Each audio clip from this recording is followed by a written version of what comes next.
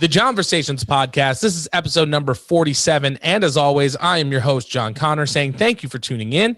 My guest this week is former adult film star and host of the Dirtiest Girl in the World on SiriusXM Radio. You can also check out her podcast, Wrestlefetish, wherever you listen or watch your podcast on YouTube. Ladies and gentlemen, please give a very warm welcome to the great Annie Cruz. Annie, thank you so much for being here. Thanks for having me, man. I'm excited to be here. Thank you for doing it. I really appreciate you being. We were talking a little bit before, but you were very flexible as far as schedule and things like that. So greatly appreciate it. Got a lot of stuff that I want to ask you about. Since you've agreed to do the podcast, it's just been kind of like wheels turning in my head about stuff that I wanted to talk to you about. So very, very happy that you're here. Before we get into that though, how are you doing? California kind of crazy with COVID and the lockdowns and everything like that. How are you holding up with, the COVID stuff and the lockdowns? I know some of that stuff is kind of being lifted now, but how is everything going as far as mental health and how are you doing through the whole COVID thing? It's a very good question that I'm glad you asked because we're almost coming up on a year. Oh my gosh. Just you bringing that up, it just dawned on me that, oh my God, we're already almost into March. And I remember when Los Angeles, where I'm at, went into lockdown, and that was like March last year. So we're coming up on a year already. I have to say that, as someone as extroverted as myself, very social, I have surprisingly been able to handle being stuck at home. And not just stuck at home, but also stuck at home with my partner, my boyfriend, James. We live together and, ooh, excuse me. And you'd think that being stuck at home with your partner, you hear all these stories of people wanting to just, divorces are rising and all this funny stuff. We haven't tried to kill each other, actually. I would say that probably in the last 2 months, maybe, I kind of started working on my mental health by way of meditation. James kind of started doing it before me, and then I kind of hopped on that train. I used to implement meditation and mindfulness in my my morning routines years and years and years ago. It's been a very, very long time. And so when he started doing it, I kind of started doing it with him. And I have found that really, really kind of helps with kind of coping with what's going on and looking at things in a more positive way. And, it's so cliche to be like, oh, positive vibes. And I always try to promote that in everything that I do. But, obviously there's always things that you want to stress out about. And in the beginning of COVID, it was such a stressful time because I was getting ready to get a new job, and that's actually why I kind of started focusing on my Twitch channel because, well, we can't go to work, we can't do anything. So what can you do, during this time? And even with unemployment, number one, it's not enough. Number two, it was such a pain just to be able to get a hold of anyone to even help you out with that. So it was like I had to kind of brainstorm, okay, what can I do being stuck at home to work and make some money? Obviously I have my radio show, but I only do that once a week. So I kind of got into Twitch, and Twitch, to be honest, is kind of what also drives me. I have such an awesome community that has grown over the past year and a half now, I would say, because I didn't dive into it full time until pre-pandemic. It was like pre-pandemic when I decided, okay, I'm going to do this full time. But then when the pandemic hit, I was like, okay, well, now I'm really in this now, right. And I like to look at my community as a family. There's a lot of people that have all of their stresses and their issues and their anxiety and all this kind of stuff. And I've had people come to me, whether it's in my chat or in my Discord server, the community that I use for platform, the community platform that I use for my Twitch channel, and all my subscribers and my people, my followers, have come to me and told me how coming to my stream has helped them keep sane, So there's a lot of people out there that I feel like, some people have it worse than I do. But, we all have our own issues. And I feel like having that as an outlet to be able to communicate with other people, it also kind of helps with having, what's the word I'm looking for here? Being able to have that human contact in a sense, because in the beginning, it's interesting. I actually had this conversation with my boyfriend just the other night. When the pandemic first hit, him included, a lot of our friends were doing this whole thing, and I'm sure maybe you might have even participated in stuff like this, like, oh, let's do Zoom, right? Zoom kind of blew up in the beginning of COVID. Let's do Zoom meetings. Let's play Jackbox games. We can do, online games together and just kind of have like virtual meetups, if you will, since we can't really see each other, And I really feel that we're coming up on a year, and that quickly died down. Like, in the first month, maybe first 2 months, maybe first 3 months, me and my friends would regularly meet up on Zoom and kind of have that human contact of being able to keep in touch with each other. There were even friends that I hadn't really talked that much with because we kind of lost touch, that I kind of rekindled that friendship through, the pandemic. I was like, oh, we haven't talked in a while. And it was great. But it kind of quickly, I felt, died down a little bit. Like people kind of got over it. I've had friends tell me that they've become really antisocial because of this. And it's kind of sad. But, having my Twitch, having friends, being able to, and having my boyfriend, of course, I honestly don't know, to be honest, what I would have done if I was single or living alone. Like, I like being alone, but, just to not be able to have any form of human contact, I think is very, very important. I know you're married, you have a child, so I'm sure you could probably relate to that as well, right? Yeah. And for me, I've talked about it on the show before, but it's like, I can't imagine, like what you said, there was so many, I've read so many things about people that like the pandemic showed that like, oh, this is not the person I'm supposed to be with.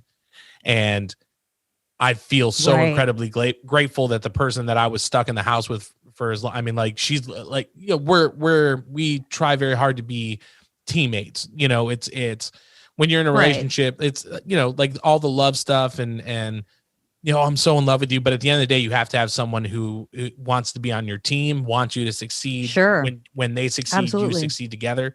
And that's, not that, and I'm sure, you can contest to this, not that we didn't have our struggles. There were some times where it was like, I just need to get out of the house and I can't go anywhere. But, you work through it. Right. I have to say too, I'm very impressed with I'm very impressed with the meditation. My wife is a social worker. She's very into mindfulness and meditation, and she gets up early and journals so that like her day starts off right.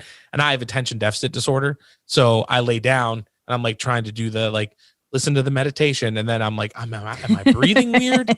And then I get a thought and I completely miss what the meditation guide said. So I'm like trying to catch up. So I have a really hard time with it. So I'm always very fascinated by people who can just kind of like tune in and really kind of go for it in that way. Cause I'm just like, what am I going to have for dinner tonight? Like, it's just fucking all over the place. You kind of get lost in your thoughts. And that happens too with meditation. I know that it was hard for me at first to kind of get back into it.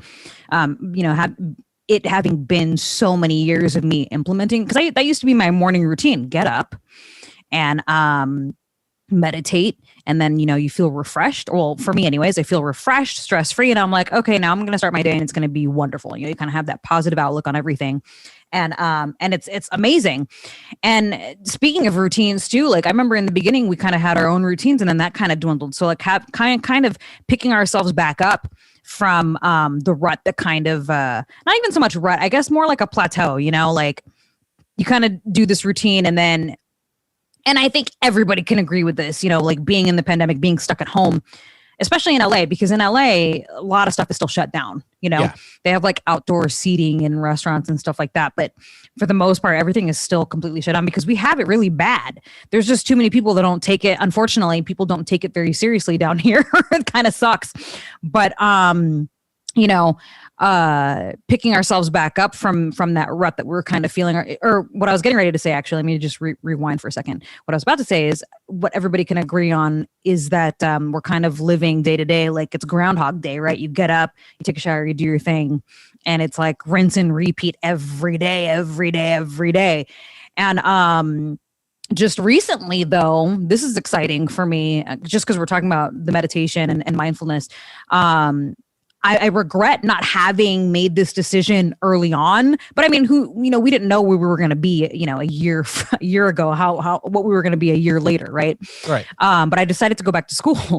Oh, very cool. So, what better way to utilize your time at home than to learn something, right? Like it's been 18 years since I went to college. Like, yeah, I worked in adult entertainment for a solid 13 years. I retired 5 years ago, but I started when I was about to be 19. So I was 18 and I was a sophomore in college. And I dropped out because I ended up moving to Los Angeles and pursuing, a career in entertainment. So having been retired 5 years and having done so many different things since, I decided, fuck it. I'm going to go back to school. It's all online. It's all virtual. And so I'm actually studying psychology because it's something that's always fascinated me, human behavior and the mind. And this was actually a topic that was just previously discussed just yesterday. Can mindfulness therapy be a thing, like with cognitive behavioral therapy, mindfulness and meditation, and being able to, if you're able to practice it successfully, because there's actually a study where these researchers did a brain scan of a 41-year-old Tibetan monk, a Buddhist monk, and his brain showed like it was that of a 33-year-old. So he's like 41 years old, but he's a monk, so he's very into mindfulness and meditation. And so the researchers are still trying to figure out, like, is there a way with neuroplasticity, that is, what I mean, neuroplasticity, right, and the brain and all that kind of stuff. So it's very fascinating stuff to me that that was a discussion after the fact, like after I had already decided to, okay, I'm going to start meditating every day and see if that helps. And it has helped. Whether it's just something subconscious in me, or I'm like, well, you meditated today, so, things are great, or if it's actually working, so. Yeah, it's interesting too, because, it seems like your brain, people don't think about it the same way, but it's very much, you can take care of it like a muscle. So I would imagine that, taking that time to like meditate and focus and kind of concentrate your brain into positive things. I mean, it's the same way that people play those like little games on their iPad, like the puzzle games and stuff that are supposed to keep your brain sharp. So like, you don't kind of lose that quickness. And so, I mean, it sounds like something that would be totally legit. And I can tell you, my wife is much sharper than I am, and she does it all the time. So, but it's really cool. It's really cool that you're going back to school and that you're taking advantage of that. She's doing the same thing. She's going back for her master's in social work. So she's starting. Awesome. Yeah, she's starting in October. But I think the pandemic kind of kicked that in, and it's I don't know. It's really weird. Like we're 7 years and 3 days apart. So my birthday was on the 16th. Her birthday was on the 19th. And this time last year, wow. Yeah, the world hadn't shut down in February of last year. Was March. So this in February? Your birthday is in February? Yeah. So hers was yesterday, and then mine was on Tuesday. Happy belated birthday. Sorry. No. Happy belated birthday. No, I sorry to interrupt. I was like, wait, you mean this month? Okay, yeah. Yeah, so it's weird because like this time last year, nothing was shut down, and then you get into March. So this was like our first Valentine's in COVID. This was our first, Valentine's and our birthday are all in the same week. So it was very like, well, we're going to make the most of it. And it's weird because you talk about LA not really being shut down being still some parts being shut down, where we live right outside of Nashville, where like things were shut down for a little bit. And then everyone was like, well, just open it back up. So like all of our comedy clubs are open, the bars are open. Our numbers got like really, really bad there for a little while. So it's, I don't know. It's weird. It's especially being from up north where it's more liberal, and then moving down here and being down here for about 7 years. It's like, I just don't understand why, like you said, people can't take it seriously. Like, put your mask on, don't go anywhere if you don't have to go. Right. So it's absolutely. Yeah. It's a real crazy. It's crazy. I'm just hoping that by like this time next year, things will be somewhat back to normal. Like I want to hug my mom, and I have a nephew who was born that I haven't met yet because they're all still up in Michigan and stuff. So it's just looking forward to some sense of normalcy. Right. And being able to see people. Absolutely. Yeah. I did want to ask you this, because you said that, you got into the adult film business when you were 18, and then you moved to LA. Where did you grow up? Where are you from originally? So I'm from California, born and raised. I'm originally from Northern. So I was born and raised in a town called Stockton. Okay. Not sure if you've heard of it. It's pretty bad. Every time I tell people I'm from Stockton, they're just like, oh my God. But no, I was born and raised in Stockton, but I lived in San Francisco. I went to college in San Rafael and then again in San Francisco. And then I was living in SF just before I decided to take the plunge and move to Los Angeles. And this was back in 2004 is when I moved to LA. And I already been kind of working in the business while in San Francisco with a company that was based in Northern California. And it was when I came to visit Los Angeles that I realized, oh my God, there's so much work to be given to me. Because I didn't really jump into the business with the intent of turning it into a career. You know, the typical longevity for any woman, well, at least in my era, because times are so different now, completely different than they were 15, 20 years ago even. And at the time when I had joined, which was 2003, the typical longevity for a female was about 6 to 12 months. So, you know, when you look at it from the perspective of I was in it for 13 years, it's a pretty long time.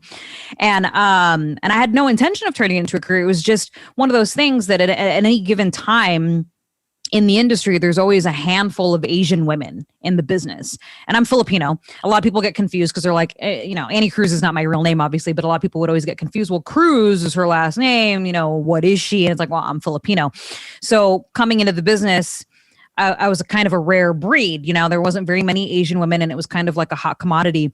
And so when I had hired an agent to represent me and then all this work just started pouring in, it turned into me traveling back and forth from San Francisco to Los Angeles to I might as well just live here. And so then I ended up taking the plunge and then moving just a few months after I had first started and found my way in LA. Okay. Well, let me ask you this, like, what was it? Because I know that you said you were a sophomore in college. Was it something like getting into the industry? Was it something that you were always fascinated by, or was it just kind of like a luck of the draw that did you get an opportunity? You're just kind of like, yeah, I'll see how it goes. I mean, like, talk to me a little bit about how that opportunity kind of came into your life in the first place. So I have a really funny story to share. When I was a freshman in college, I guess I should preface what I'm about to say with this. Growing up, I was the complete opposite of the type of person that I am. And obviously, you know, I'm 36 years old. I'll be 37 in November. So I'm a little seasoned for a better word, saying older.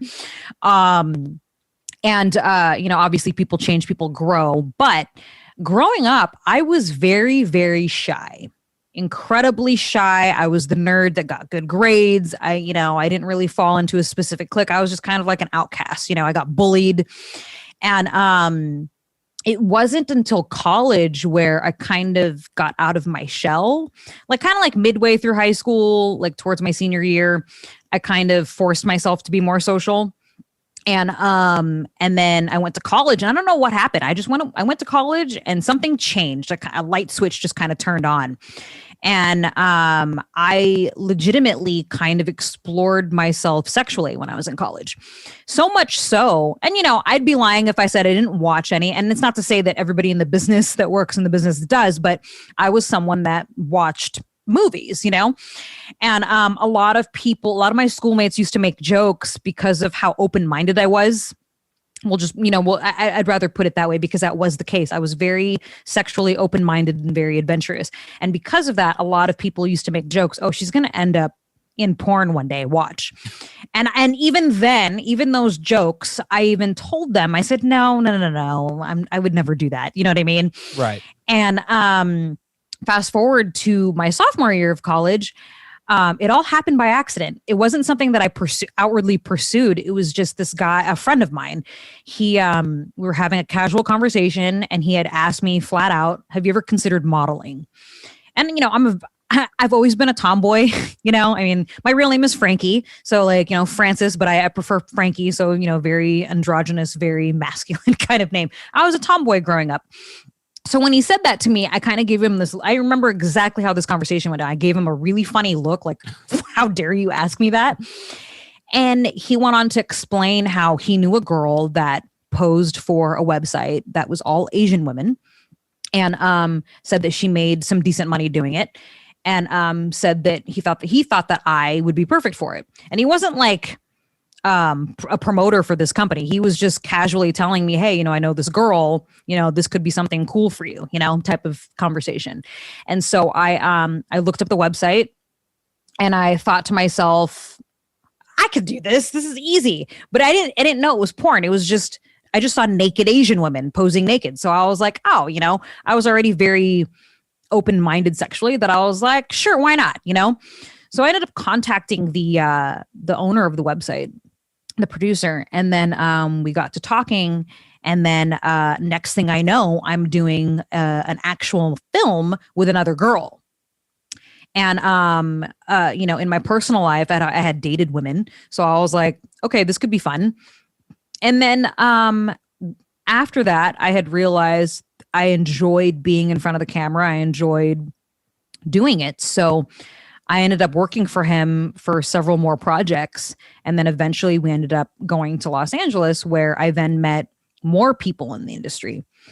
And then I kind of got hooked into it. And then when I ended up hiring an agent and then started filming, I realized it was something that I really loved doing. Expressing myself in a very sexual way. It felt very, it's too cliche to say like, oh, it's empowering. You know what I mean? It's too cliche to say that. I enjoyed it. I enjoyed it a lot. I loved the attention I was getting. I mean, who doesn't, right? And what I thought was going to be, I'll just do it for a couple of months, just kind of blew up. People started recognizing me in the street. It was weird at first and very surreal. It's still surreal to me to this day because I'm retired, and I still get people that stop me in the streets. I don't look the same as I did before. I didn't have green hair, Right. So it's very fascinating to me that they're, my stuff is out there forever, So I guess Right. That's why people see me and they're like, oh, you're Annie Cruz. But yeah, it was a total accident. I don't regret it. It was just something that kind of turned into something bigger. And then I just kind of let the career take its course. And then when I finally decided to quit, this was something that I always had planned. I knew that I wasn't going to be doing this when I'm 40, 50, you know what I mean? My initial plan was I'm going to quit when I'm 30.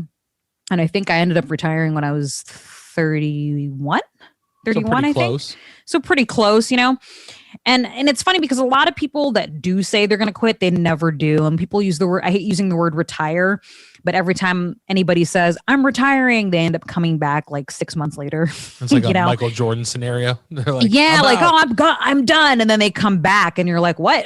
I'm playing baseball now. Right. Exactly. So I kind of needed a game plan. I was like, I need to figure out what I'm going to do because and there's people in the business that have been doing it since before my time. And I give them such massive props because, those are what we call lifers, people that are in it for life, because that's something that they enjoy and they're very passionate. And it's not to say that I stopped enjoying it and that's the reason why I quit. I just knew that I need to have an end game because, one day I'm going to want to settle down and, not be doing this anymore. It's Right. just as simple as that. And so I had quit and I ended up working. I actually had a really good job after I quit. I was lucky enough to work at a Hollywood nightclub where I eventually worked my way up the ranks and I became a manager. I was the market. Started off as I worked in cocktailing, and bartending a little bit. And then I started working in the office and worked my way up to marketing director, and then eventually worked my way up to manager, where I was essentially running the club at some point. And I did that for 3 years after I had retired from the business, which was very fruitful for me because it was like I got to do something different. And a lot of people thought I was crazy because I was like, I actually love having a 9-to-5, guys. You know what I mean? Right. Because when you go from working in entertainment, where you can making a lot of money too, working in entertainment, and then being able to choose the time, how often you work, and then going from that to okay, I got to get up at 7 a.m. and go to the office. You know what I mean? I actually enjoyed that. I feel like those 13 years of being in the business, I kind of missed out on just kind of having, I hate to say normal, but, I guess I could look at it that way, having a normal kind of life. I actually enjoyed it. People thought I was crazy. And then from there, now I'm here where I'm at right now, still doing my radio show, still doing the Twitch thing now. And then now I'm going back to school. So it's like, it's never too late. Because a part of me always felt like, even when I was 30, I felt like, what am I going to do? Like, I'm already 30. It's too late for me to go back to school. Because I remember when I was 30, actually, this was back in 2015. 2015, I tried to go back to school. I started thinking about what I wanted to do and, this and that, took the necessary steps. And then I kind of chickened out and stopped myself because all the negative thoughts of like, oh, you're 30 by the time you're done, all those different things kind of prevented me from pursuing that. And now being 36 and going back to school, I'm like, no, you know what? It's never too late, man. It's never too late. So I have no regrets at all. That's funny because I just turned 36 last week. So and I'm right there with you where I cannot tell you how many times I've looked at like, okay, I'm going to take classes. Let me make this appointment with this, with this recruiter and kind of talk about and you go through it. And then for me, it's the negative thoughts of, hey man, like it kind of goes back to the meditation thing with the attention deficit where it's just like, I have a hard time focusing. I don't feel like I learn the best in like traditional settings. Like if it's something that I'm interested in, I will learn everything about it to the point where people are like, shut up. But if it's like sitting in a classroom, I'm just like, okay, what am I going to do when I get out of here? And so I have all of those negative feelings kind of kick up where it's like, well, is it worth doing it because of the chance that you may fail? And so I think it's really good for people to hear, from someone like you who is like, listen, these are, I'm of a certain age and I've had these concerns, but fuck it, throw yourself in and see what, it like you can either do it or you can't. And that's kind of where my head has been is I just got to get out of that. Like, man, I'm not going to be able to do it. Just be like, you can go to school, you idiot. You know what I mean? Just go. And I think it's pretty cool too, kind of talking about, going from where you get to create your own hours and choose where you're working and who you're working with to having this 9 to 5. I grew up playing music. So I got out of high school. We got a small record deal. I toured, you wake up in a van, in Indiana or some weird town that you've never been. Kirksville, Missouri was always a good one. But I remember having that same feeling once I was kind of like, okay, it's time for me to, you can only live in a van so long before it's like not cute anymore. You know what I mean? It's like, it goes from like, oh, I'm an independent artist to like, I'm a homeless dude. So I remember being like, okay, well, I need to like do something that's going to help me set up for my future. And I got a job in a factory. And I remember having that same thought where it was, oh, this is kind of cool. Like I'm getting up and like I'm clocking in and I'm here and then, I'm in early and then I'm out early and you get a solid paycheck every 2 weeks. It was like, do you think it's just, at that point, do you think it was just the contrast to being just so different than what you had been doing for like years and years where it's just like, oh, well, here's the mirror to that. Like, let me kind of, because you seem like someone who throws yourself into any experience. And I think that might be kind of why you've been able to have the career that you've had, post retirement and things like that. So do you think it was just kind of being like, well, I lived this life. Now I'm going to throw myself into this one.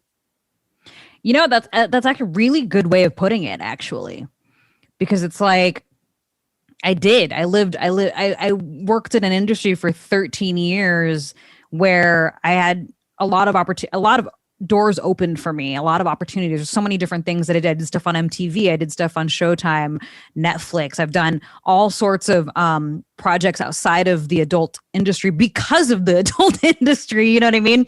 So it's like, I'm very grateful and thankful for a lot of the opportunities that I got out of it. And it was a wild ride. You know what I mean? It was a very wild ride.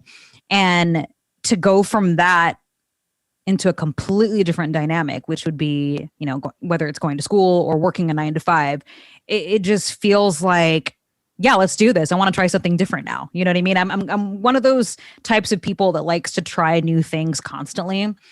And I feel like looking at it like that, from that perspective, that's kind of like what it is. It's more than just, well, I'm pushing 40. You know what I mean? I better step my game up and do that. You know what I mean? Like, anybody can sit there and say that, like, oh, what am I going to do with my life? And rather than looking at it like that, it's more like, okay, this is a new adventure that I'm working on. Let's see where this takes me, because it's like, I don't want to like count the eggs before they hatch and be like, yes, by, in 7 years, I'll have my pea. You know what I mean? It's kind of like, let's ride the wave and see where it takes me. And then we'll see what happens, 3 years from now, or even 2 years from now, and see where I'm at, and see if I've taken that to the next step further, or if I've decided to change my mind and do something else, Yeah. Well, and I think let me ask you if you had this thought. Cause like I said, I just turned 36 a couple of days ago. And when it first happened, I was like, my looping thought process was, okay, well, now you are closer to 40 than you are to 30. Like 35 was a cutoff. So like you can't say like, oh, I'm in my mid 30s. Now it's like, nah, dude, you're almost 40. You know what I mean? And that was like my looping thought. Like, I woke up on my birthday and I think it was just a weird day. I'm in Tennessee. We got hit with those crazy winter storms. So my wife was stuck at work and had to stay the night there because people couldn't get in. And I had my daughter all day. So it was just a very weird birthday. And my looping thought was just like, damn, dude, like you're, you know what I mean? You're almost over the hill. And I had to shift my perspective to be like, hey, 40 is just as cool as 30. Like you said, hell yeah. It's a new chapter. You know what I mean? Like it's, and then I started thinking about like, okay, well, when I'm 40, my kid is 2 now. What's she going to be like when she's 6? What kind of personality is she going to have? Like, they're going to be these other milestones, but I think it's so easy to kind of get stuck in that negative thought loop. Like I said, it kind of prevents you from doing things. So the fact that you're able to say like, fuck it, man, this is an adventure. You know what I mean? Like it's got to be beneficial and kind of help you propel through those tough situations, just to be like, I'm going to ride it out and, whatever happens. And I really like the idea of if you don't say by the time I'm 40, this and this and this will be done, then you're not giving yourself the opportunity to be like, if I didn't do this and this at 40, then you're just kind of like in this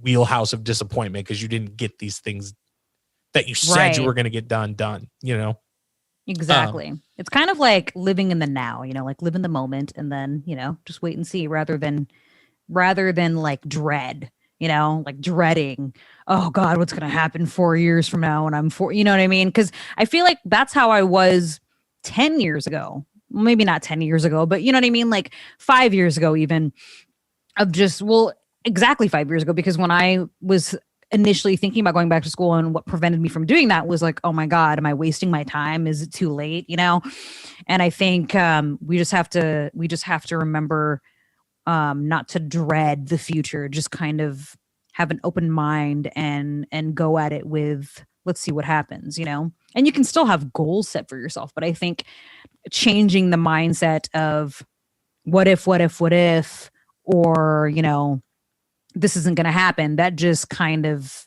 halts you from trying to even push forward. And that's what happened with me 5 years ago, where I was just kind of like, never mind. I changed my mind. And, I think maybe that would be the only regret that I have. But I other than that, well, no regrets. And, I did want to ask you this, because you having the career that you've had, that you retired from, and then now, with your Twitch channel kind of blowing up. I mean, you've got tons of people who are following you and are watching you play games, and it's cool because you make it interactive. I wanted to ask, it seems like, and maybe not so much now as maybe when you were active in the industry, or maybe when you were first starting out, but like, I very much remember, when school shootings were being blamed on pornography and violent video game. And even here in Tennessee, there was a lady, Diane Black, who was running, actually it might've been Marsha Blackburn. I'd have to look it up, but one of them said that the reason school shootings happen now are video games and porn in grocery stores, which I don't know what grocery stores she's shopping at. That's what I want to know. but you know, being someone who is so close to both of those worlds. And I mean, I know I wanted to talk about your cosplay because I know that you're into horror films. You did a cosplay of like my absolute favorite horror film of all time. But I like,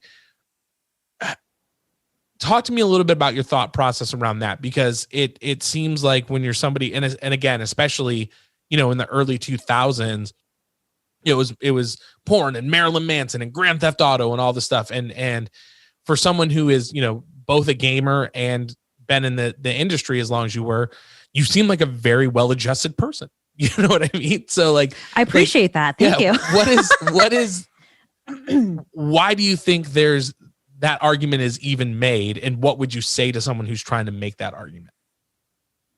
I think the reason why that argument is even a thing is because it's too easy, right? People want to put the blame on the easiest possible thing. Okay, well, what is violent that kids are exposed to, right? Oh, video games. Never mind films or the news. We are subjected to this kind of stuff on the daily. When you turn on the news, there's always something gory and horrific that they're talking about.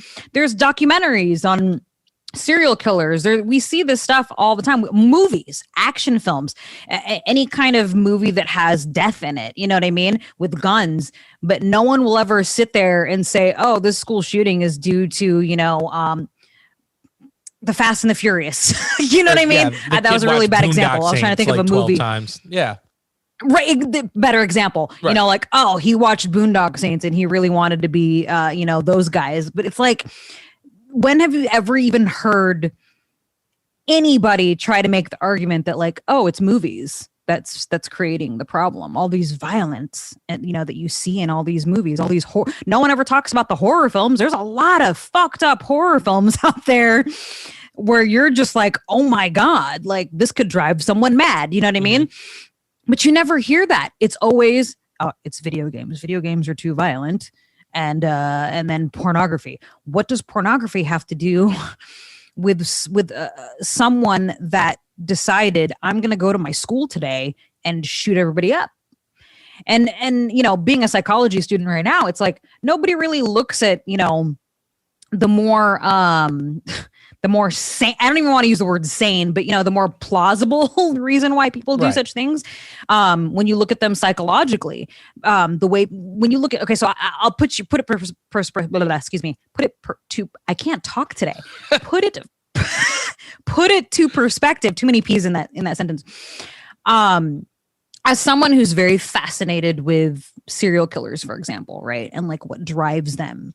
You know, I've read enough books. I've watched enough docs. I've done a lot of research on the topic. I have an encyclopedia of serial killers on my bookshelf. You know, you can look at the way people try to dissect the mind of these cold-blooded killers and why they do things. Oh, they're sociopaths. They have antisocial, you know, personality disorder and yada, yada, yada. It's very easy to say that. But when you really dig deeper psychologically, like, okay, well, how were they raised? What was life like at home and whatnot? No one has ever sat here and tried to argue, well, what was going on in that child's home that caused them or drove them to want to do this? I mean, hell, there are stories here and there about certain people where they're like, oh, you know, they were bullied and that's what drove them. You know what I mean? Where's the video games in that scenario? You know what I'm saying? Right. So it's like nobody really wants to look at things from a more that kind of perspective. You know what I mean? So it's too easy. The easy answer to answer your question is that like, oh, it's too easy. Oh, well, kids play violent video games, so that's why they do such things. And I'll tell you, I've played enough Call of Duty and enough first-person shooter games, and the last thing on my mind is, you know what? I'm so angry. Let me go shoot up a mall. You know what I mean? So I think it's too easy. It's too easy for society to blame video games for that. And I mean, has there even been any, I mean, I haven't looked into this, but it would be interesting to see, has there even been a case study or research that shows, okay, violence and aggression kind of gets more instilled or ingrained into a child who plays violent video games more so than a child that does not? I highly doubt it. It's just way too easy for people to blame video games on very, very sad tragedies such as school shootings. Now, the whole porn thing, that's something that I will never understand, because why do people watch porn? People watch porn because it gives them pleasure, right? And I always try to tell people this, you know, especially when it comes, because, you know, on my radio show, I give a lot of sex advice. So one of the main things that I always tell people is do not get your sex tips from watching porn. Porn is a fantasy. Porn is supposed to be your fantasy, right? It's not real life. You know what I mean? Not trying to you know, destroy the allure for the people that are watching or listening to this podcast, but you know, it's that's what it is. Porn is a fantasy. That's all it is. So it's like looking at it from society blaming pornography is just kind of preposterous to me. Why? What is the reason why? What is the so the person that did this school shooting, okay, so let me get this straight. You're saying he played a lot of violent video games and he masturbated a lot? Like, because last I checked, from a more medical, I don't even want to use the word medical, but you know, from that more of a standpoint, you know, studies have shown that self-gratification, such as masturbation, self-pleasure, if whatever you want to call it, actually makes people a lot happier. So there's that serotonin. I just think it's kind of exactly. So I think it's just too easy to blame, especially because even now, a lot of people like to argue, oh, pornography is becoming more mainstream, right? Because of the different things that you see, all the documentaries that keep coming out. People like to look at it that way. But as someone who worked in the industry, it's not. It's never going to go mainstream. Right. No matter how many times they want to portray it in TV shows or whatever. I mean, hell, perfect example. Okay. Perfect example. Sasha Grey. She was in Steven Soderbergh's film. I'm blanking on the name, but I think you know what I'm talking about. It's the one about the call girl.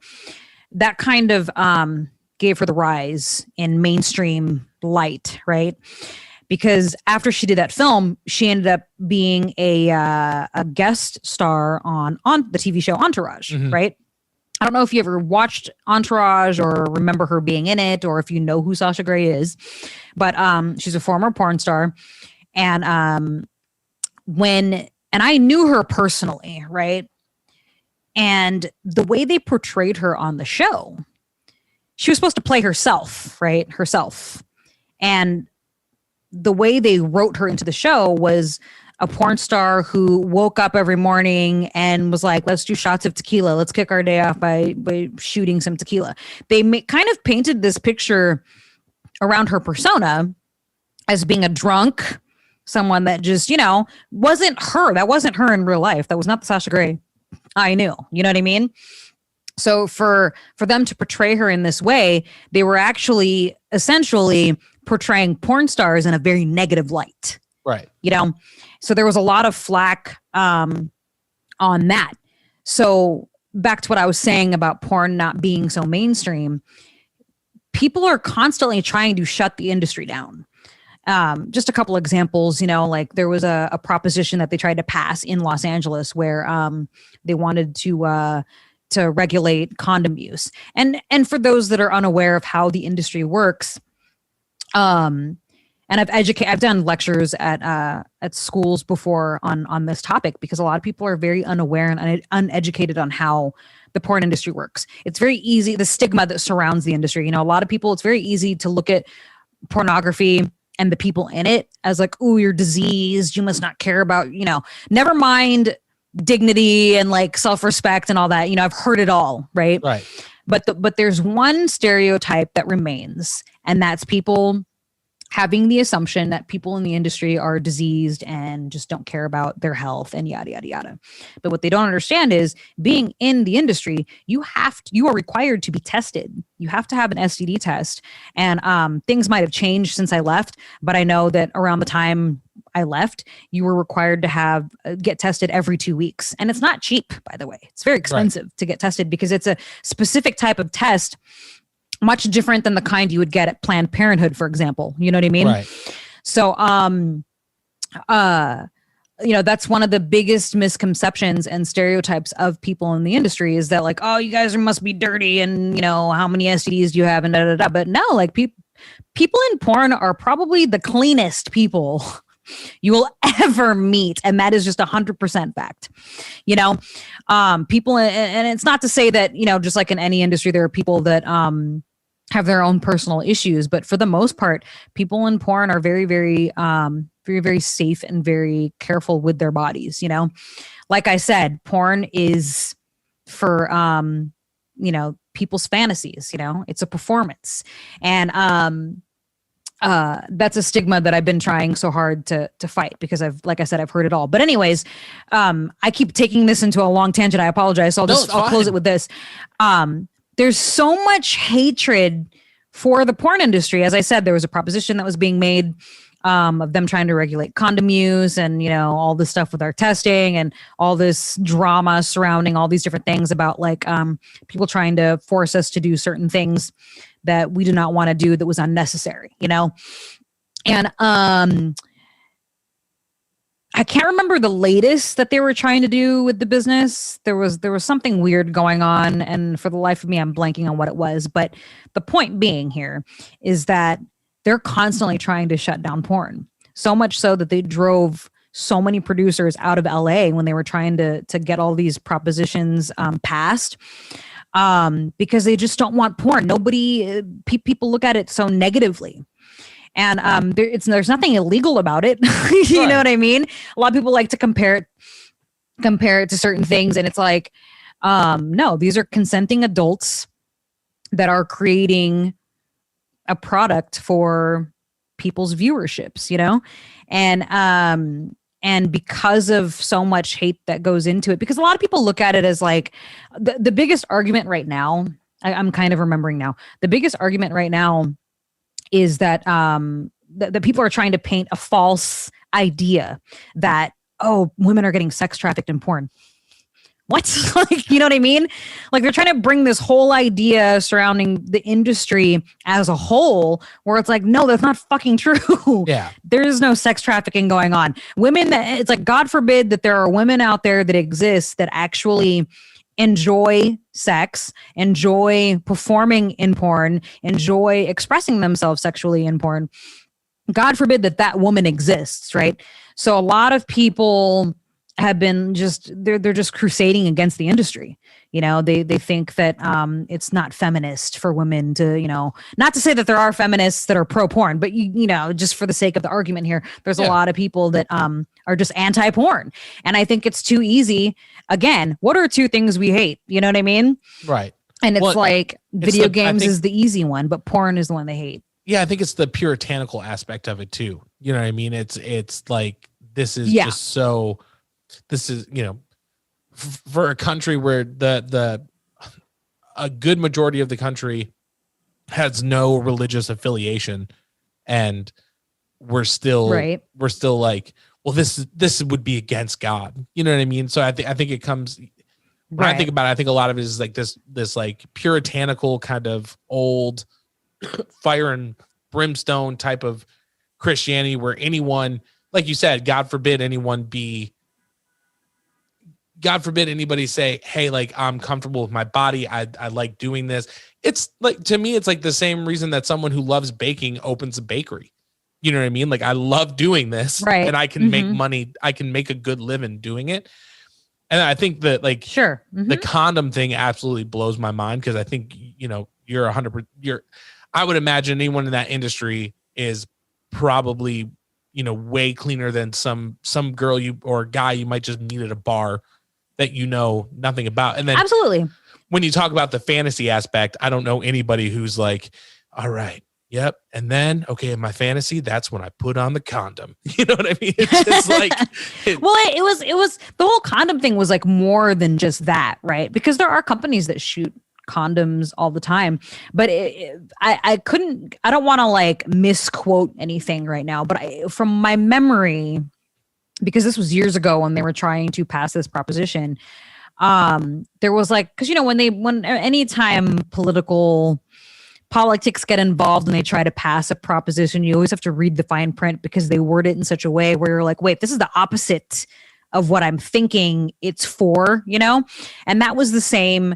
for this whole condom law that they were trying to pass. The underlying thing that was underneath it, from what I remember anyways, had more so to do with, well, we're going to take away your testing, but also we're going to like something about like putting our information out there publicly, which is like very dangerous because, there's a reason why porn stars use stage names, right? Right. To protect themselves from people that are stalkers. Right. And I've had my fair share of dealing with that. Oh, so I'm it's sure. like, for them to want to just go on this crusade of we're going to out you and all this kind of stuff on top of the whole condom thing. The condom thing was kind of like on the surface made people think, oh yeah, we want porn stars to be safe. Let's vote yes on this. But what they didn't realize is that wasn't the real purpose for the proposition, right? Yeah, it's the there was an underlying thing beneath all. Yep, where they're like they want society as a whole to think, vote yes on condom use because it's healthy and safer, right? Like to any normal human being, you would think that, right? But what the whole purpose for I had to like really explain to people, no, that's not what this proposition is about. Like they're trying to make it seem like they're keeping us safe, but that's not the case. And then having to explain to people we do get tested, but condoms aside, there's actually a hidden agenda underneath all of that. And but yeah, and to your point though, condoms are not for the fantasy aspect of everything. There's for me personally, not sexy. It's Right. sexy to be safe, don't get me wrong, but like from an entertainment perspective, you know what I mean? Yeah. I agree with you on that. Yeah, it's it's just like like I haven't had a vasectomy. We've been talking about it because we don't think we're going to have more than one kid. And it's like, I don't want to have a second kid, but you're not watching porn to watch two people debate whether or not they should put a condom on to prevent having it. You know what I mean? It's like, It's the whole fantasy aspect. I did want to move in. We did have a writing question. So I'm going to play our new questions theme song.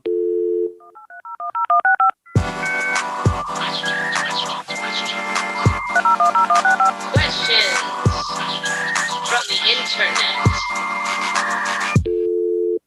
So that's our new song. I'm very excited. That's the first time I got to play it. So I'm very excited about it. I love it. So we actually had Kelly from Connecticut wrote in, and her question was around, and I wanted to ask this question because, first of all, thank you, Kelly, for writing in and checking out the show. I really appreciate it. But also you had put a tweet out about this, and I kind of felt that it went hand in hand. But she was wondering about, with what you've done for a living, and then especially now with things like OnlyFans opening up, where women can use their bodies to build become a brand, build revenue, things like that. Have you struggled with? I'm sorry, I don't have her email pulled up right in front of me, so I'm trying to paraphrase as best I can. Fine. But have you struggled with people having certain assumptions about you in like a dehumanizing way, or just assuming that because of what you've done, they can approach you any kind of way? And what advice would you have for someone, who may be starting an OnlyFans, something like that, on how to deal with that kind of behavior? I'm actually glad that you asked this question. And I actually remember, I think I know what tweet you're referring to, in fact, because I have been dealing with that kind of behavior for as long as I can remember, even post career, if you want to put it that way. That's why it's always hard. It was always hard for me to date. People are very cruel. They, the problem is just a moment ago, we were talking about how porn is for the fantasy, right? And a lot of people, they can't remove the fantasy aspect from that. I think this is a really bad way of me describing this, but they have such an idea of me, for example, that they think that they can talk to me a certain way or treat me a certain way. And I'm going to give you an for perspective here. So, this was like five years ago. Oh my God. 5 years ago, I met a guy, and I met him on a dating app, and we met up at this bar, and not even joking. Okay. He didn't tell me when we were in our corresponding messages that led up to us meeting up, he never mentioned knowing who I was. And at the, when I go on the dating apps, I don't go as Annie Cruz, you know what I mean? Because I'm not trying to like advertise that, you know what I mean? It's like I'm on here as me, take it or leave it, Right. So it was never brought up that he knew who I was. So we end up meeting up, and I wish I could say that I'm making this up, but I'm not. We sit down at the bar, and the first thing to come out of his mouth, we barely sat down. First thing to come out of his mouth is, I just can't believe that you're sitting here in front of me right now, because just last night I was watching a movie of yours and you're sitting here across from me, and I know we're going to bang later. Verbatim, that's what he said to me. And I was just kind of like, what? Like, right. You know what I mean? How are you going to open a conversation with me? We had already been kind of corresponding via text, but it was never mentioned that you knew who I was. I certainly never mentioned, that was who I was. And we go to sit down, and that's the first thing that just word vomits out of your mouth is that like, oh, I totally watched one of your movies last night, and I'm so excited because we're totally going to bang tonight. Like, and who says bang, by the way? Yeah. And he literally said bang. That's why I said like verbatim. This is exactly what he said. Boy, like, oh, we're going to bang later. Like, yeah, that's terrible. I don't know. So that's just a sliver, a taste of the kind of behavior that that people have towards me. It's very easy to dehumanize someone in the business because you see them in such a very, I don't want to say vulnerable, but if you're a woman and you are having sex on camera for all the world to see, you're kind of vulnerable in general, because it's like everybody can see that. You don't know if someone's going to tell your mom or, your brother or your family is going to find out. You know what I mean? You put yourself out there, you're very vulnerable because now everyone can see all of you, right? Whether or not you're someone like me who is like, oh, I don't care. I'm very open, right? Open-minded. It doesn't matter if you're open-minded sexually and you're like, power, woman power, whatever the case may be, you're in a very vulnerable position because everybody can see you, right? Everybody can see you in this light. And the problem is when fans that watch porn, fans of another female, if they see you in that light, they feel like they know you, right? They think that they know you just because they've seen you in such a very intimate way that they feel like they know you intimately, even though, dude, you've only ever just watched my movie. You don't know me like that. You don't know me as a person. You don't know me intimately. You may think you do because you've seen me naked and doing certain things on camera, but you don't know me. And that's the problem.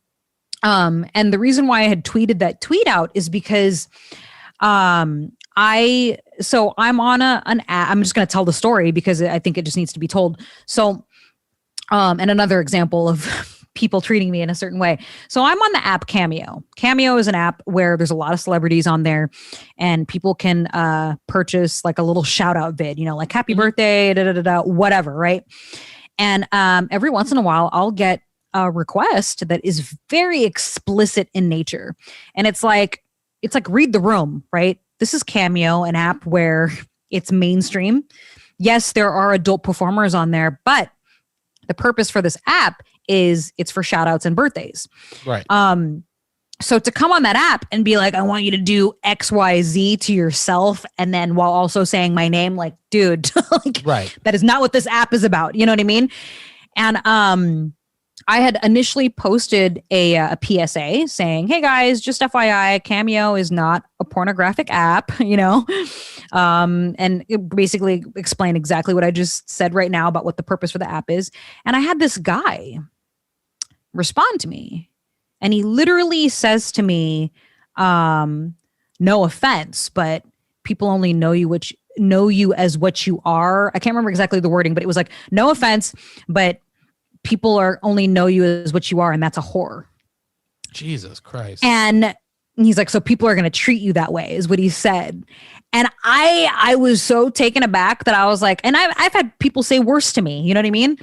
But it was just so annoying to me because it was like, I wasn't even being mean about what was said to me initially. I was simply explaining to people, hey guys, just, Cameo is not that kind of app, you know? That was all the tweet was. I wasn't bitching or complaining. I was just kind of matter-of-factly saying like, hey guys, just, and he came at me with that. And I was just like, okay.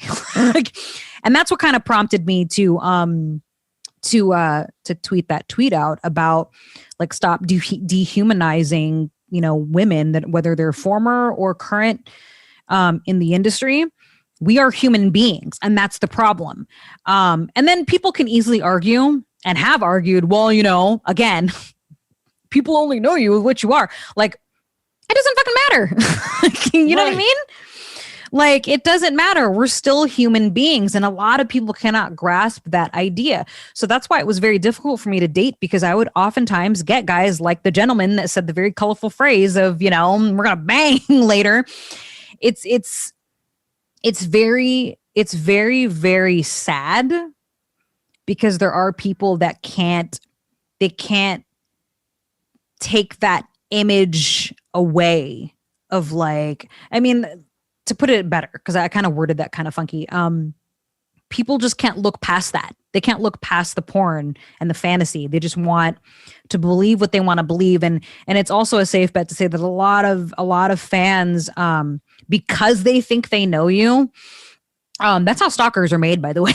Yeah. Because I've had weird stalkers that were really like, oh, I love you so much. And it's like, you don't even know me. Right. You do not know me.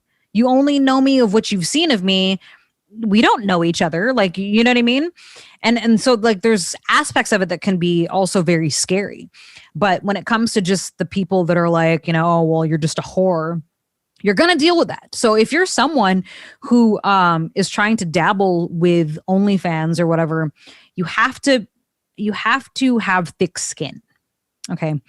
Because for me, I think that's part of the reason why I lasted as long as I did in the business, because I kind of ignored all the haters, if you want to call them that. But, there were people that said a lot of mean things about me, whether they were porn fans or not.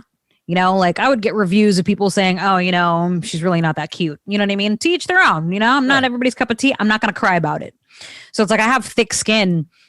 And so when people come at me with comments about, that are very dehumanizing, or comments that are very close-minded or ignorant, I deal with a lot of ignorant folks. I have very thick skin, and I try to educate people as much as possible. And, me tweeting out that tweet that I did, I was trying to kind of set the stage for a lot of people, like, listen, guys, listen to me. Okay. Like, stop treating women like shit just because of what you know them from. And, what was I going to say? So any woman that's deciding to get into any form of sex work, whether it's OnlyFans or even porn or webcamming, even any kind of sex work, you have to have thick skin when it comes to that. And you have to be fully aware of what you're getting yourself into 100%. I know that it's very tempting to be like, oh, I can make a certain amount of money if I do this, or this within the adult industry. But you really have to think about it 100% through, 200% through. Because here's the problem that I would always come across talking to young girls that did come in the industry that I kind of sort of mentored or spoke to along the way, is you have to be aware that the internet is forever. The internet is forever. And there's also the off chance of someone in your family finding out. So if you're trying to do this because you're like, I want to make some quick cash, but also I don't want my family to know, you best believe they're gonna find out. All it takes is one person that maybe you don't like, someone from high school that you weren't really good friends with, or hell, it could even be someone that you are friends with, because this has happened. Someone that knows you that is like, well, I'm gonna go tell her mom on Facebook. Oh, Jesus. It happens all the time. It's sad. It's pathetic. To a degree as well, because it's like, why would you want to like ruin someone's life like that? But it happens. So my advice to a lot of people out there that want to get into any kind of sex work is you need to be 100% okay with the possibility of your friends and family finding out. The internet is forever. There's no way you're going to be able to take that shit down. Once it's up, it's up. And I'm fully aware of that. Like going to school, I think part of the reasons why I'm actually glad that going back to school is all virtual is because it's almost kind of like there's that anonymity where even though I'm using my real name, obviously, nobody can see my face. And one of the things that I hated was being recognized and having, because it just takes one person being like, oh, I know this person. I've lost auditions, like Hollywood auditions. Like I said earlier about like porn going mainstream, people thinking that it's more mainstream because in deeming that as being more acceptable. Right. It's not necessarily true, because I've gone to Hollywood auditions where all it took was a casting director or someone behind the scenes to recognize my headshot or my audition tape that was recorded when I physically went to the audition and saying, I know that girl, she does porn. And I've lost gigs because of it. You know what I mean? Right. So it's like I've came and left, right? Went into the business. Now I'm out of it, but I'm fully 100% aware that my shit's on the internet forever. There's stuff floating around from 18 years ago, you know? And I'm sure people are just finding it for the first time. Like, I kind of equate it to like The Office being such a huge hit, like years after it ended. Right. Like, it was the most watched show of 2020, but it's been off the air for, you know, because it's just out there. So I imagine like maybe some good, some bad, but like I'm sure that there are people that are like becoming Cruz fans, you know, every day, and you haven't done anything in 6 years. And I'm actually glad you brought that up because, you know, with my radio show, people ask me questions every week, and a most common question that I get is, when is your next movie coming out? With also, are you still in the business? But more the former than the latter. So like a lot of people don't know that they don't realize that I'm retired because they keep seeing, and a lot of content will get recycled too. That's another thing that a lot of people don't understand is that a lot of content that was shot 10 years ago, they'll recycle that and put it back out like as if it's new, even though it's 10 years old. Right. So to your point, I can understand why a lot of people don't realize that I'm retired. I'm like, I've been retired for 5 years. I get so tired of getting asked that question. But a lot of people are probably just discovering me, especially because I come from an era where, you know, when I first started in the business, that was 18 years ago. There are people that were not even born yet. You know what I mean? That are like 18 now that are like, oh my God, I'm a fan of your work. You know, and I'm 19 years old and I'm like, oh my God, you were like one when I got in the business. Right. So it's like, if this 19-year-old person is just now discovering me now, you know, that just goes to show the things are there forever. So back to what I was saying on my advice given to women that do want to break in, you have to really make sure that you're okay with that. You have to be okay with that, because another problem that a lot of women have faced, women that I know, is women that have gone to school and tried to do other things and letting that bite them in the ass, because all it takes is one hater, one person to be like, I know this person and she used to do porn. Let's just crucify her for it. Like I have a girlfriend who she's married, has a family now. She retired long before I did.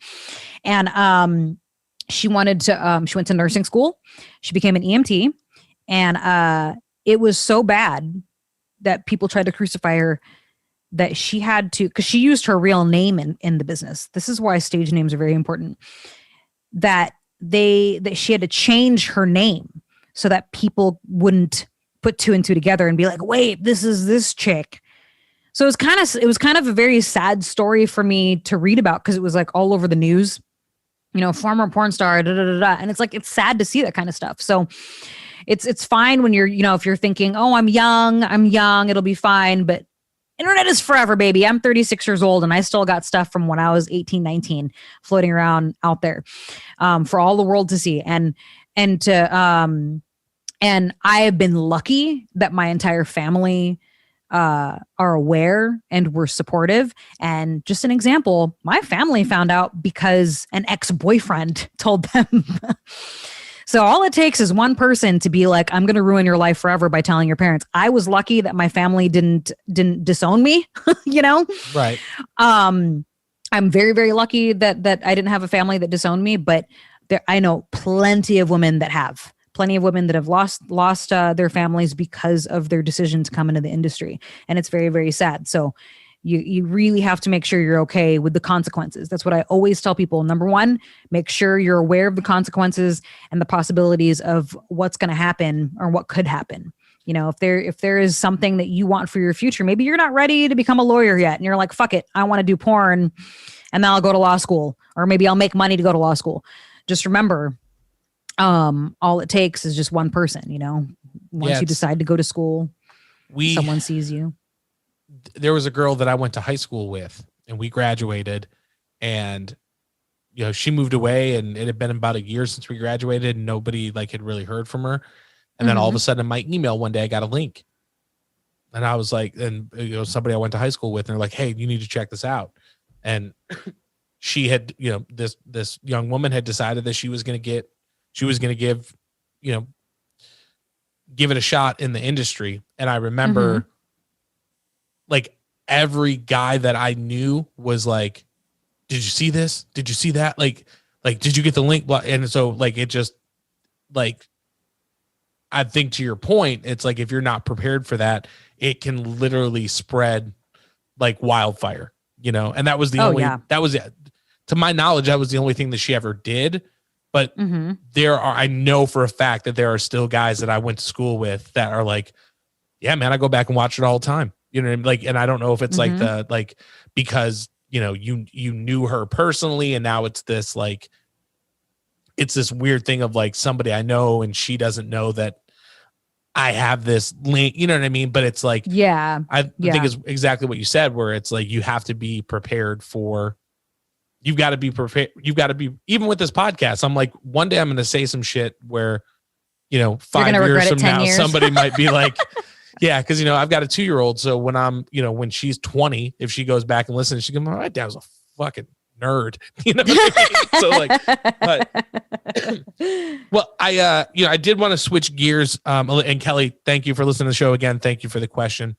Great question, by the way. Thank you. Very good. I was very, very, very happy that it came in. I've been putting it out on Twitter, hey, this is who I'm having. If you want to, and we've been lucky enough to get some responses. So I've been very happy about that. So thank you for listening. I did want to switch gears a little bit because I know we've been going a little over an hour now, and I know you're getting lunch after this. So I want to, make sure I'm not keeping you too long. But Wrestlefetish. So you've got a wrestling podcast. Talk to me a little bit. I grew up with Stone Cold Steve Austin, Undertaker, Triple H, Mankind, those, I probably couldn't tell you anything about anything in wrestling that's going on now, but when I think about my childhood, those were the dudes that I spent my Monday nights with for Monday Night Raw. Hell yeah, man. So was it the same for you? How did you kind of get into wrestling? And I guess what is it about it that even as an adult now, not only are you still a huge fan, but you've got a podcast where you're breaking it down. You've got big guests that are coming on, stuff like that. Talk to me a little bit about where that love came from. So when I was a kid, there's just me and my sister, right? I have one sibling, one sister, and we're 7 years apart. So for the first 7 years of my life, I was essentially an only child, right? My mother, however, she has younger brothers. Her youngest brother was kind of like an older brother to me growing up. That's how I got my love for video games. In fact, actually, because I played video games with him. And so my uncle used to watch wrestling, and I was always very fascinated by it. I always thought, like, you know, when you're a kid, you don't know what's real and what's not. You know what I mean? And I enjoyed it as a child, watching that with my uncle. Now, growing up into adulthood, I didn't really kind of get into it, you know, like childhood was one thing, but getting older, I didn't really get back into watching wrestling until maybe 5 years ago, 5-6 years ago. And it's changed a lot over the years, obviously. And I'll go back and watch stuff that I had seen when I was a child, you know, like on the network, like on the WWE network, for example, because they have everything on there, man, everything. And I remember about how many years ago was that? 3 years ago? 4? My God, 4. Time is flying, man. 4 years ago, my roommate and I decided to do a wrestling podcast. And actually, let me rephrase, because before it was a wrestling podcast, it was more of a pop culture podcast where we talked about video games and movies. We reviewed films mostly. And we also additionally talked about wrestling. And then something happened and we decided to rebrand. And then we created Going Over podcast, where we kind of talked all things wrestling. And that's when I really, really got back into watching it again. And I started enjoying what I was watching, albeit be different than what it was, and more so into like NXT than Raw and SmackDown, but still watching all the products and whatnot. At the time, this was like I said, 4 years ago. And so it was a lot of fun doing that podcast. But then my roommate ended up moving. And, you know, he's engaged to be married. He runs his own business and he's out in Boston. So we're kind of like opposite ends of the world. So then I was approached by the guys at Wrestlefetish, which was formerly called the Store Horsemen. And I had been a guest on their podcast a couple of years ago as well.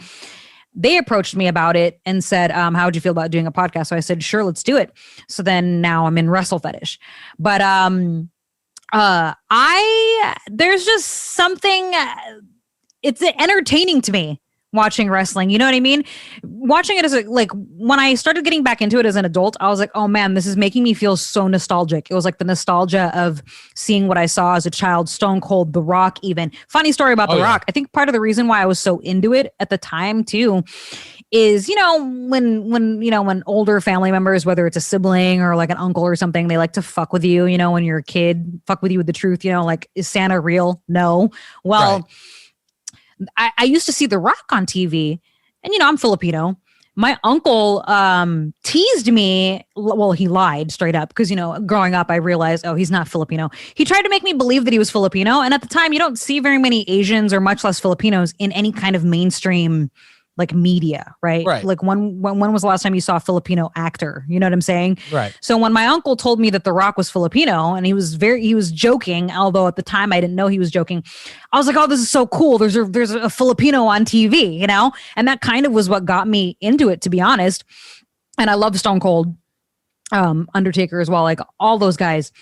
And then I kind of, like I said, dwindled, but then being an adult and going back and watching, I really got back into it. And, you know, I have to say it's exciting to see how much it's evolved over the years and seeing all the new talent and what the wrestling world has to offer. I was able to, I've been lucky enough to go to a lot of live shows. You know, I've been to a couple of Monday Night Raw shows. Awesome. I went to AEW's first ever pay-per-view, Double or Nothing, in Las Vegas. Actually, James went to that with me. So it's been a whirlwind of fun as far as the wrestling world goes. And I just love being able to, on my podcast, I just love being able to create a topic, because I guess I should probably start with this. When I had Going Over, what we did was essentially discuss the week in wrestling. Okay, what did we see in Monday Night Raw, SmackDown, and we would kind of break down the storylines and all the stuff that we enjoyed, right? With Wrestlefetish, what I like about what we're doing over at Wrestlefetish is that rather than just talk about what we liked and disliked in the week of wrestling, we like to discuss certain topics, right? Like, for example, the most recently we started talking about the best heel turns in the history of wrestling. Before that, we were talking about cross promotion across all the different brands, you know, with NJPW and Impact showing up on AEW, for example. So I really love being able to kind of dissect certain things within the world of wrestling with the guys. And it's also kind of, in a way, I'm learning something new as well, because it's almost, like I am literally making up for all that lost time where I didn't watch wrestling. Right. You know? So it's like all that big chunk that I missed. And even the stuff that I didn't understand as a child, because, you know, I was like 10, 11 when my uncle was watching wrestling. So I didn't really understand what a heel and a face is. You know what I mean? Like I just knew that it was entertaining to watch. And my uncle made me believe that Papa Shango really is a voodoo guy, and he's going to, you know, cast some sort of spell or whatever. Like I thought that shit was real. Yeah. Or like the Undertaker was actually dead. Like, yeah, like I thought all of that shit was real. So it's like, you know, being an adult and kind of going back in time and dissecting a lot of the stuff that I watched as a child and then discussing it now as an adult is very, it's a lot of fun for me. So I think that's kind of like what I've enjoyed the most about being able to talk wrestling, you know, on my podcast. That's awesome. Yeah. And it's got to be kind of cool to, especially if it was such a big part of your childhood. And then to be able to get, like, my dad used to have like his friends come over and they would do like PlayStation. There was like the WWF wrestling game, and they bought a belt and they would all play, and whoever won the night, you know, got to go home with the belt. And the next week they came back and had to defend it. You know what I mean? So it was a big part of that's awesome. Yeah. It was definitely a big thing. And I'm the oldest of four, 2 girls and a boy. So me and my brother, we were always, you know, pretending to throw each other off the ropes and stuff like that. The last thing that I did want to ask you about, your cosplay is amazing. You're a horror movie fan. Mm-hmm. With the horror films, did you kind of, so you did a cosplay of Ash from the Evil Dead, yes. Army of Darkness. Evil Dead is hands down, it goes Halloween and then the Evil Dead, the original Halloween, then the Evil Dead franchise. The original Halloween is definitely one of my favorites. Absolutely. For me, those are like even Army of Darkness, like just Evil Dead, so serious and gory and graphic. And then you go into Evil Dead 2, which is like, we're going to take the same movie, but we're going to make it funny. And then we're like, and then the third one's like, fuck it, what can we do? Let's just send this dude, you know, back in to time. Ancient times. Did your love of horror films kind of develop the same way? Was it something from like when you were a kid, or did that come later? No, that was something that definitely developed as a child. Like my parents loved and still to this day loved collecting VHS movies. So we had like an incredible library in our living room of all these VHS tapes. And as a child, out of pure curiosity, I would look at the covers of all the movies that they had, and I would always gravitate towards the horror genre. I remembered my mom what movie was it? Oh, Halloween is my mom's favorite horror film. So I think that's kind of the reason why I love that movie so much, because it was something that my mom, you know, loves. And what is that one movie? There was one that was really creepy. I think it's called It's Alive or whatever. So any movie that had like horror aesthetics to it, I would always be like, I want to watch this one. You know, Psycho was definitely a favorite horror film of mine growing up. Black and white. Just I've always been into old movies, even now. I still have a very big appreciation for old films. But yeah, as a child, that was just something that that just kind of piqued my interest, because I was always curious, you know, like, ooh, this looks kind of scary. I kind of want to watch it. And that's the opposite of what you would hear from any little girl, right? Like, right. No, that's scary. I don't want to watch it. But me, I was so curious that I would wait till my mom left and be like, I'm going to put this movie into the VHS and watch this. And then I would just sit there by myself in the living room watching horror movies. So it was definitely something that kind of stemmed from childhood. And then of course into adulthood, I'm so much into it, so much so that I obviously build my own props and do cosplay. And it's one of my favorite hobbies that I love doing. before I made the chainsaw, which is so for my badass, ash. by the way. Thank you. The tutorial that you went through, I was like, that's so kick ass. I appreciate that. Thank you. I mean, yeah, I'm all about DIY, man, and just learning from other people. This is essentially how I've done all my stuff. But I don't know if you've seen my reverse bear trap that I created. It's from Saw, but there's a video. Yeah. There's a video game that I play called Dead by Daylight, and they have the character Amanda from the Saw film in the video game. So I wanted to do a cosplay of my character from the video game, but with the Saw reverse bear trap. And I was like, I wanted to kind of tackle building my own props, right? Instead of having to buy stuff and spending money. And I really cosplaying and going to all the cons for like, God, over a decade now of going to cons. I've always been into making my own costumes. So I was like, I want to build something, in addition to creating a costume. So my first stab at it was making the reverse bear trap from Saw because it's so intricate. And I was like, can it be done? And I started Googling like all these different DIYs and people that tackled it. And then I ended up doing it. And I was like, oh my God, what should I work on next? And I can't remember what happened. But then it just dawned on me. I was like, Evil Dead. Oh my God. I should do Ash from Evil Dead. Why the fuck not? And I was like, can I make the chainsaw? Because that'd be dope. Because, you could just buy a fake plastic chainsaw.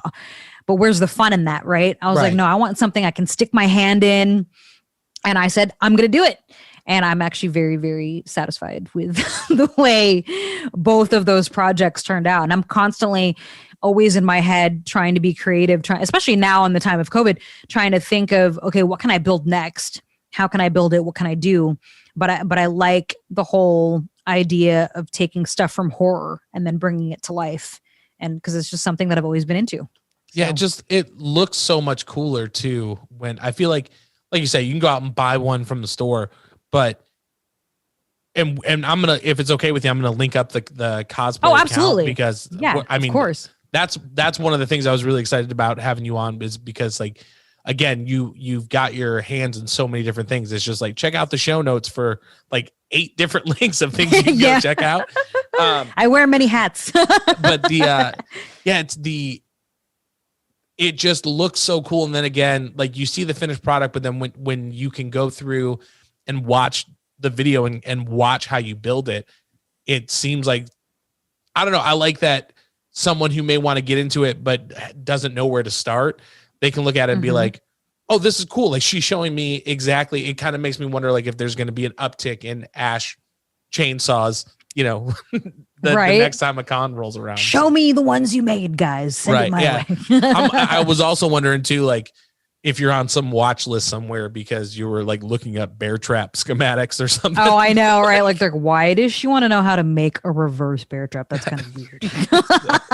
I actually have Dead by Daylight too. It's an awesome game. I play that. Oh, so you're familiar with the game? Yeah, I love that game. Yeah, I play that one, and then I have the Friday the 13th game where you have to. I have that as well. It's a lot of fun where you can. I love horror games. Yeah, if you haven't played it, you can either be Jason Voorhees or you're one of like the campers trying to get away from him, and it's a lot of fun. So it's a lot of fun especially when you get like a whole group together, because you can have so many people when you play that game. It's so much fun to just get an entire group and then have like one random killer.